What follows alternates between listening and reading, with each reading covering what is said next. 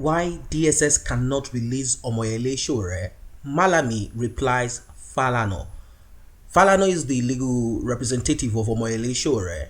The Attorney General of the Federation and Minister of Justice Abubakar Malami, Senior Advocate of Nigeria, and for those who do not know part of the jobs of this Attorney General, is simply the legal representative or the legal advisor to the government, and is also the Minister of Justice Abubakar Malami, Senior Advocate of Nigeria.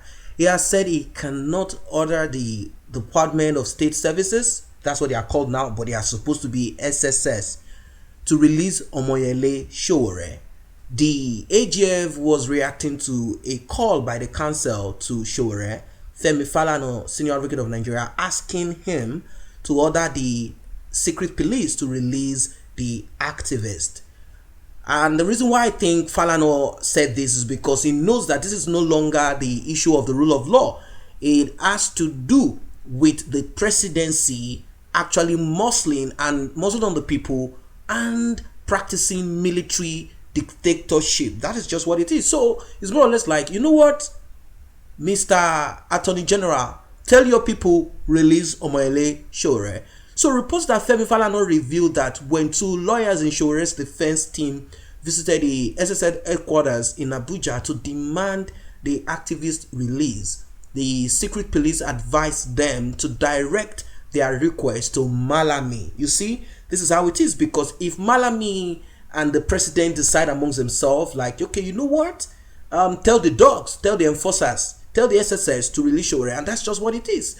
In a letter to AGF, Malami titled it Request for the Release of Omoyele Sowore. In a letter to AGF, Malami titled Request for the Release of Omoyele Sowore from Illegal Custody. Falana said, following the announcement of your decision to take over the case of the Federal Republic of Nigeria versus Omoyele Sowore, and another two members of the legal defense team visited the headquarters of the State Security Service on December 13, 2019 to demand the immediate release of Sowore from illegal custody.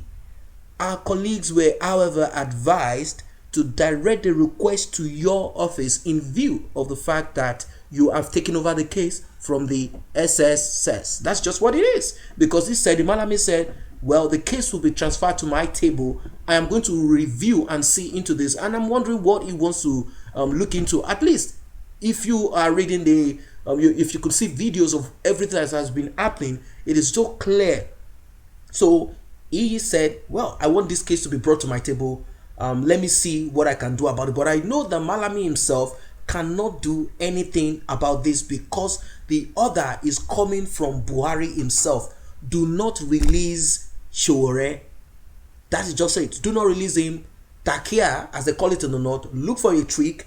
Always find a reason why Sowore should be kept in that place, even if it has to be coming into the court and kidnapping him. That is just what it is. So Malami has nothing to do about this. He's also playing around circles because he knows if he acts, that is if he's even able to do that, he will be kicked out.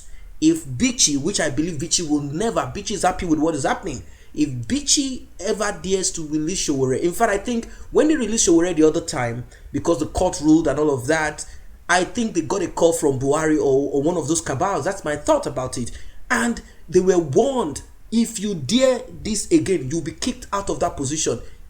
Think of your position. Think of your office. And immediately they had to send the dogs in, come into the court, bust into a live session, and take Sowore out of the place.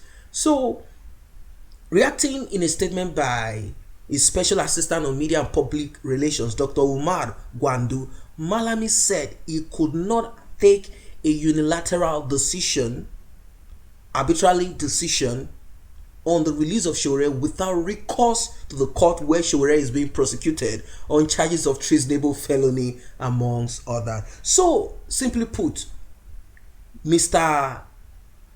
Malami now realized that there is something called court and the rule of law that they have refused to obey. When parties submit their issues for determination to a court of law, they lack exclusivity of the decision over such issues without recourse to the court. That is just what he said. So, simply put, they are involved in this. He said, we remain guided by the established tradition and will not take a unilateral decision without recourse to the rule of law. That's what Malami said. Recall that the DSS had released S0WORE and co-defendant Olawale Bakare after spending 124 days in detention. This was following Justice Ijeoma Ojoku's ruling ordering DSS to release him in the next 24 hours, which they did.